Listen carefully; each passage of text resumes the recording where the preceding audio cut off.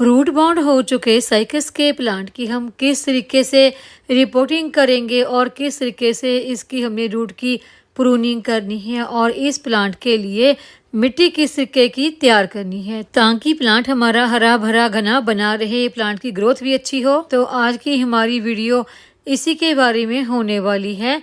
Video को and तक पूरा जरूर देखें। नमस्कार दोस्तों, मैं वंदना, मेरे चैनल पर आप सबका स्वागत है। देखिए, मेरे गार्डन में लगा ये साइकस का प्लांट रूट बाउंड हो गया है। इसे साइकस या फिर सागो पाम भी कहा जाता है। हालांकि ये एक पाम फैमिली का प्लांट नहीं है और मेरा ये प्लांट तकरीबन 5-6 साल पुराना है। ये एक बहुत ही हार्डी प्लांट है, जल्दी ये प्लांट खराब नहीं होता, लेकिन इसकी ग्रोथ बहुत धीरे धीरे से होती है। साल में तकरीबन एक बार ही ये प्लांट अपनी पत्तियां निकालता है। और इसके जो नए प्लांट है ना, जब ये प्लांट थोड़ा सा मैच्योर होने लगता है तो इसके ऊपर इसका बल्ब से आने लगते हैं, तो उसी से इसके नए प्लांट निकलते हैं। तो वो बल्ब आप निकाल कर ग्रो कर सकते हैं। जैसे इस प्लांट के ये एक बल्ब निकलना भी शुरू हुआ है। तो अभी देखिए, इस प्लांट का गमला टूट गया है। तो काफ़ी समय तो ये इस टूटे हुए गमले में ही पड़ा रहा, क्योंकि मेरे पास ना कोई बड़ा और गमला नहीं था जिसमें मैं इसकी रिपोर्टिंग कर सकती। लेकिन अभी मुझे गमला मिल गए हैं तो मैं करने वाली हूँ इसकी रिपोर्टिंग। जब ये उसी गमले में लगा हुआ था तो मुझे लगा ही नहीं कि इस प्लांट की रूट बाउंड हो चुकी होगी, लेकिन गमला टूटने के बाद देखिए मैंने देखा तो इस प्लांट की रूट काफ़ी ज़्यादा बाउंड हो चुकी हैं। तो इसकी सबसे पहले ना हम रूट की प्रूनिंग भी कर देते हैं, क्योंकि ये बरसात का मौसम अच्छा है, इसमें इसकी जो रूट है वो प्रूनिंग हो जाएगी। तो देखिए कितना ज़्यादा रूट का जाल सा बन गया है। सबसे पहले बीच में ना इस तरह से मैं इसे काट लूँगी। अगर आपके किसी भी प्लांट को एक ही गमले में लगे हुए तकरीबन 2 से 3 साल हो चुके हैं तो उस प्लांट की इस तरह से ना रूट की प्रूनिंग जरूर करते रहें, क्योंकि रूट करना फिर काफ़ी ज़्यादा जाल सा बन जाता है और प्लांट की ग्रोथ भी रुक जाती है।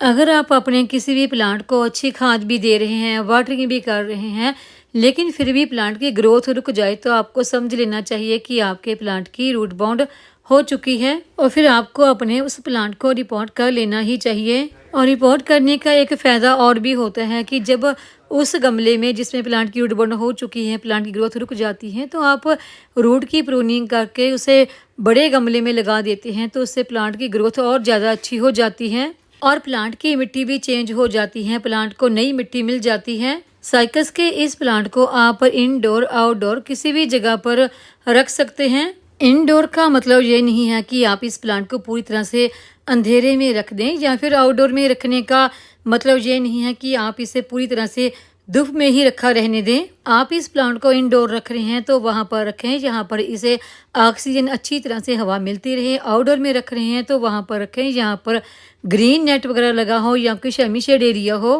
पूरा मई जून की धूप में आप इसे रख देते हैं बाहर तो इसकी पत्तियों का कलर लाइट सा होने लगता है। वैसे तो देखिए, ये प्लांट बहुत ही हार्डी प्लांट है, लेकिन इसमें कभी भी ओवर वाटरिंग ना करें। कई दफ़ा ऐसा होता है कि ओवर वाटरिंग की वजह से रूट रॉट की प्रॉब्लम आ जाती है, तो उससे ये प्लांट आपका ख़राब हो सकता है। जब आपको लगे कि इसके गमले की मिट्टी सूख चुकी है तभी आप इसमें वाटरिंग करें। वाटरिंग तो बस इसमें इतनी ही करें कि इसकी जो मिट्टी है ना उसमें मॉइस्चर बना रहे। प्लांट की रूट की प्रूनिंग हो चुकी है तो अभी हम इसके लिए तैयार कर लेते हैं मिट्टी तैयार करने के लिए मैंने 40% अपने गार्डन की सिंपल सॉइल और 30% कॉर्डन कंपोस्ट और 30% ही कंस्ट्रक्शन सैंड की जो रेत होती है वो ली है।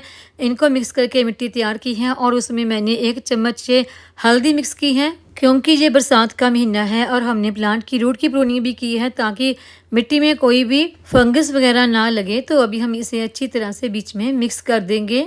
बिल्कुल वेल ड्रेन मिट्टी तैयार करनी है इस प्लांट के लिए, क्योंकि इस प्लांट को बहुत ज़्यादा पानी की ज़रूरत नहीं होती। तो पानी जो भी हम इसमें दें तो वो अच्छी तरह से बाहर निकल जाए आसानी से। इस तरह की मिट्टी हमने तैयार करनी है।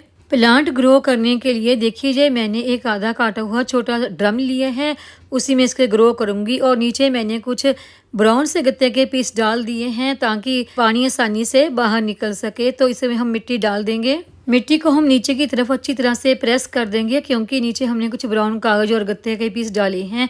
तो अभी चलिए हम इस मिट्टी में प्लांट को रख कर देख लेते हैं कि और मिट्टी की इसमें डालने की ज़रूरत है या नहीं। प्लांट को लगाने से पहले मिट्टी में हम थोड़ी सी हल्दी और डाल देते हैं, क्योंकि हमने इस प्लांट की रूट की प्रूनिंग की है, बिल्कुल उसी तरह से जिस तरह से हमें चोट लग जाती है, हम मेडिसिन लगाते हैं, तो प्लांट की रूट की प्रूनिंग के बाद वहाँ पर भी हल्दी लगना ज़रूरी होता है, क्योंकि हल्दी एंटीसेप्टिक एंटीबैक्टीरियल होती हैं। तो प्लांट को बीचों बीच में रखकर हम साइडों पर मिट्टी डाल देंगे। जब भी आपने इस प्लांट को लगाना है ना, तो जो इसका रूट वाला पोर्शन है वही मिट्टी में दबाएं।